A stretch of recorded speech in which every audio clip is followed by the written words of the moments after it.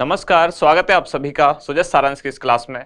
इस क्लास में हम पढ़ते हैं राजस्थान का करंट अफेयर्स और आधार होता है हमारा राजस्थान सरकार की सुजस पत्रिका, जो कि राजस्थान सरकार के सूचना एवं जनसंपर्क विभाग द्वारा प्रकाशित की जाती है। तो शुरुआत करते हैं हेडलाइंस के साथ। सबसे पहली जानकारी किससे संबंधित है? यह है Rajiv Gandhi centre for IT development and e governance. मुख्यमंत्री द्वारा इस बार यानी कि बजट 2023-24 में ऐसे एक सेंटर खोलने की घोषणा की गई थी। अब उस सेंटर का जो स्थान है वो फिक्स हो चुका है। तो कहाँ खोला जाएगा? ये जयपुर में जो खेतान पॉलिटेक्निक कॉलेज है वहाँ ये सेंटर, यानी कि सेंटर का नाम क्या है? Rajiv Gandhi centre for IT development and e governance. अब ये जयपुर के खेतान पॉलिटेक्निकल कॉलेज में खोला जाएगा। इसके बाद अगली जानकारी है Rajiv Gandhi scholarship for academic excellence योजना। योजना तो वैसे पुरानी है, 2021 में शुरू हुई, लेकिन अब इस बजट में यानी कि बजट 2023-24 में इसमें जो विदेश में पढ़ने वाले विद्यार्थियों की संख्या थी, पहले कितनी थी? पहले 200 विद्यार्थी प्रतिवर्ष रखा गई था, संख्या रखी गई थी। अब इसको बढ़ाकर नए बजट में कर दिया गया कितना? अब 500 विद्यार्थी प्रतिवर्ष विदेशों में अध्ययन के लिए राज्य सरकार द्वारा भेजे जाएंगे इस योजना के तहत।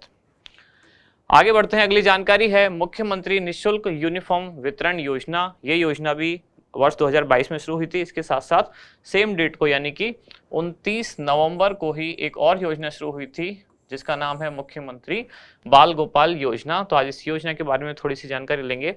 और यहाँ है राजस्थान के शिक्षा में बढ़ते कदम, उसी के बारे में एक सामान्य सा विज्ञापन। अगले पेज पर हम देख रहे हैं कि विधानसभा में आज क्या क्या हुआ कि शहीद भगत सिंह महाविद्यालय इसी सत्र से सरकारी महाविद्यालय होगा। इधर कौशल नियोजन एवं उद्यमिता राज्य मंत्री ने बताया कि राज्य में 6.22 लाख आशार्थी बेरोजगार भत्ते से लाभान्वित होंगे। और 28 फरवरी यानी कि कल राष्ट्रीय विज्ञान दिवस था, इसके बारे में जानकारी दी गई है। हम भी आज देखेंगे कि राष्ट्रीय विज्ञान दिवस 28 फरवरी को क्यों मनाया जाता है और इस वर्ष इसकी थीम क्या रही।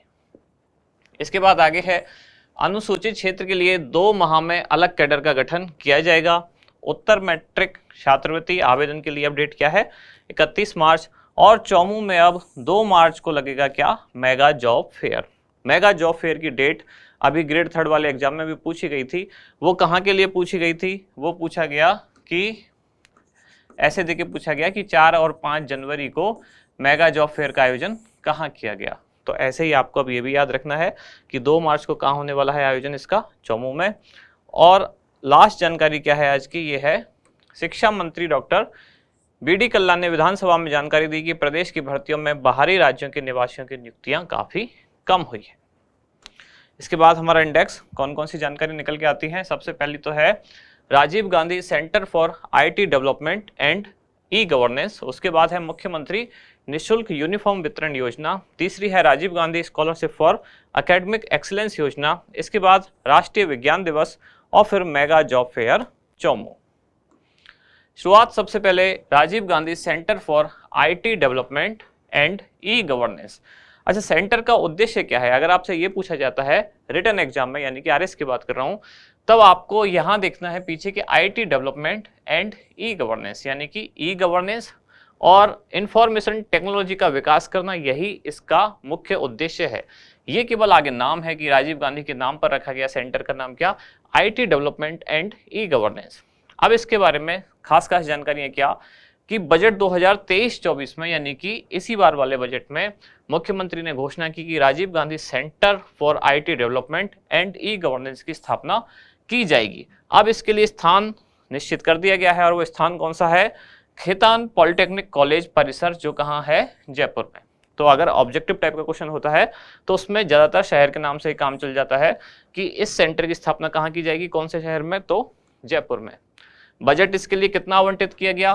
तो 147.55 करोड़ रुपए बजट रखा गया। अब इसका उद्देश्य क्या है? तो उद्देश्य एक तो नाम में पता चलता ही है, उसको हम डिस्क्राइब कैसे करेंगे?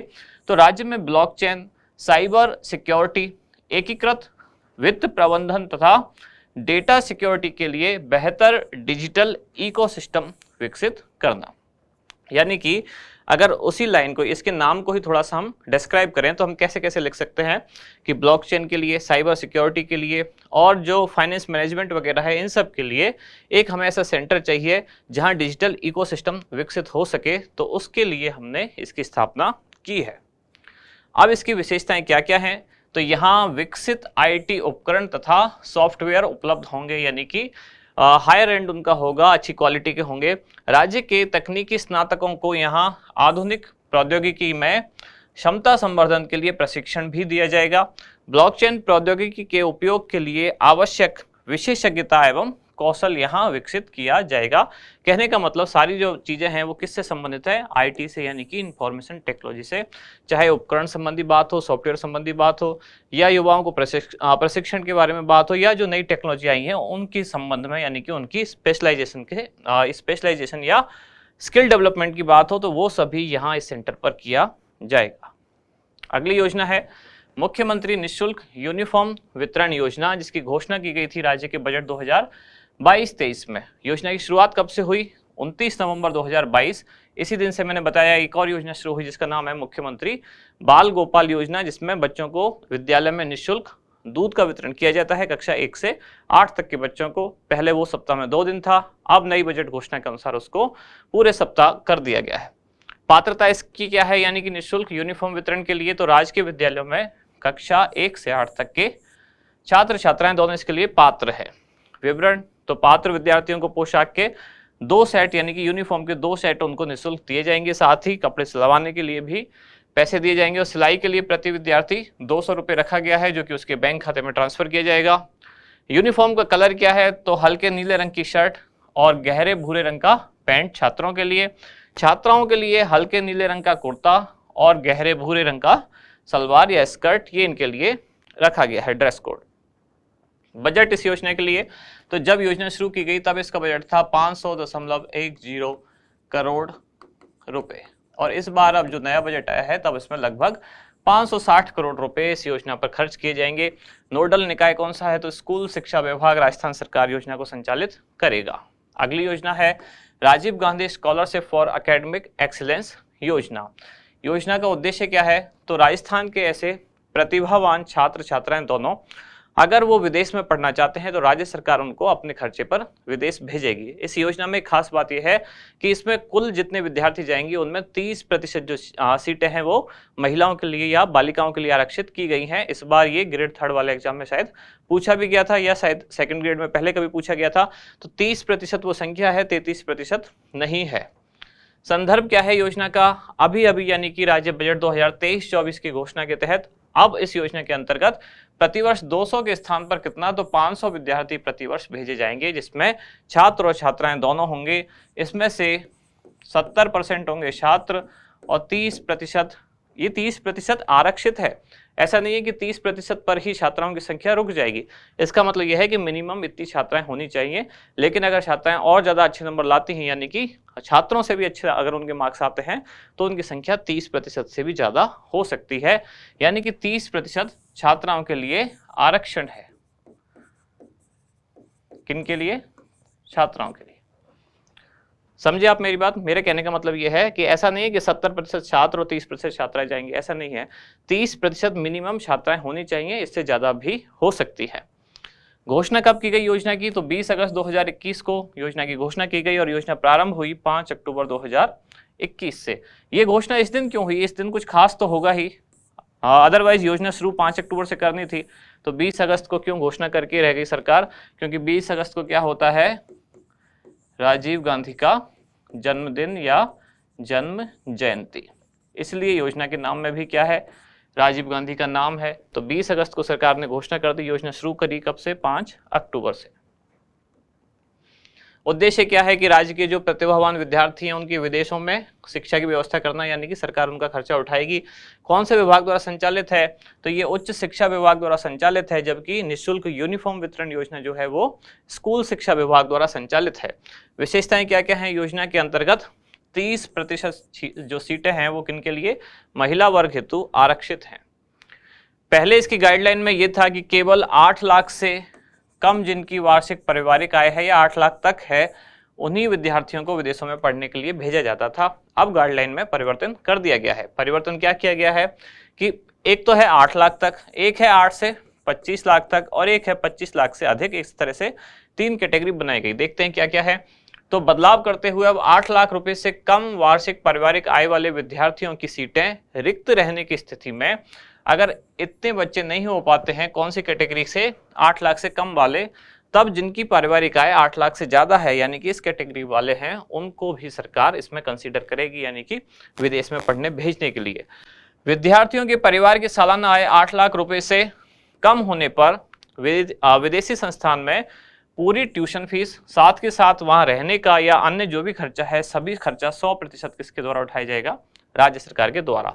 यानी कि ये जो पहली कैटेगरी है जिसमें विद्यार्थी की पारिवारिक आय 8 लाख रुपए से कम है, ऐसी स्थिति में राज्य सरकार द्वारा पूरा खर्चा यानी कि क्या क्या, उस संस्थान की फीस जिस कॉलेज में उन्होंने एडमिशन लिया है और जितना उनका रहने का, खाने का जो भी खर्चा होगा, ये सब राज्य सरकार द्वारा उठाए जाएंगे। अगली कैटेगरी क्या, अगर 8 लाख से ज्यादा है और 25 लाख से कम है वार्षिक पारिवारिक आय, तब सरकार द्वारा फीस तो उनकी पूरी भरी जाएगी, लेकिन उनका जो बाकी का खर्चा है उसका केवल 50% सरकार द्वारा दिया जाएगा। और यदि आमदनी 25 लाख रुपए से भी अधिक है वार्षिक, तब सरकार केवल ट्यूशन फीस यानी केवल फीस उनकी भरेगी और उसके अलावा अन्य खर्चों का भुगतान सरकार नहीं करेगी। अब राष्ट्रीय विज्ञान दिवस के बारे में थोड़ा सा जान लेते हैं, क्योंकि कल ही ये था 28 फरवरी को राष्ट्रीय विज्ञान दिवस। आप में से कई लोगों को पता होगा कि राष्ट्रीय विज्ञान दिवस के साथ नाम आता है किसका, डॉक्टर सीवी रमन। तो सीवी रमन नाम समझ के आप सोचते होंगे कि सीवी रमन का हो सकता है इस दिन जन्मदिन हो, इसलिए उनके जन्म दिवस को मनाया जाता है राष्ट्रीय विज्ञान दिवस के रूप में, जबकि ऐसा नहीं है। राष्ट्रीय विज्ञान दिवस 28 फरवरी को क्यों मनाते हैं, क्योंकि 28 फरवरी 1928 को डॉक्टर सीवी रमन ने रमन प्रभाव की खोज की। फिजिक्स का एक कंसेप्ट है, उसमें भी वेव ऑप्टिक्स यानी कि तरंग विज्ञान या तरंग गतिकी जिसे कहते हैं, यानी कि एक वर्णी प्रकाश जब किसी प्रिज्म से टकराता है तो इसकी वेवलेंथ में परिवर्तन हो जाता है, कुछ अलग अलग रंगों में बिखर जाता है। इसको रमन प्रभाव कहा गया और इसके लिए इनको 1930 का क्या नोबेल प्राइज भी मिला, भारत रत्न भी इनको मिल चुका है। खास बात यह है कि 28 फरवरी को ही राष्ट्रीय विज्ञान दिवस क्यों मनाया जाता है, क्योंकि 28 फरवरी 1928 को डॉक्टर सीवी रमन ने रमन प्रभाव की खोज की थी। जो आरएस में मेन एग्जाम वाला सिलेबस है उसमें हमारे प्रमुख वैज्ञानिक करके भी एक टॉपिक है, तो वहाँ ऐसी चीज़ें पूछी जाती हैं। इस बार शायद पूछा भी गया था मेन एग्जाम में, कुछ खास वैज्ञानिकों के नाम देखा तो वहाँ पूछा जा सकता है ऐसा क्वेश्चन। तो इस बार यानी कि वर्ष 2023 में इसकी थीम क्या रखी गई है राष्ट्रीय विज्ञान दिवस की, वो है वैश्विक कल्याण के लिए वैश्विक विज्ञान। अगला टॉपिक क्या है, मेगा जॉब फेयर चौमू। तो कब आयोजित होगा ये, 2 मार्च 2023 को।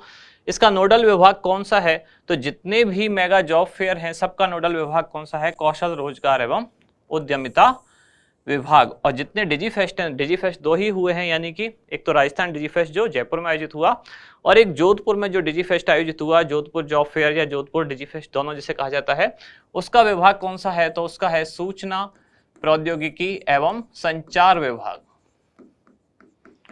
सूचना प्रौद्योगिकी एवं संचार।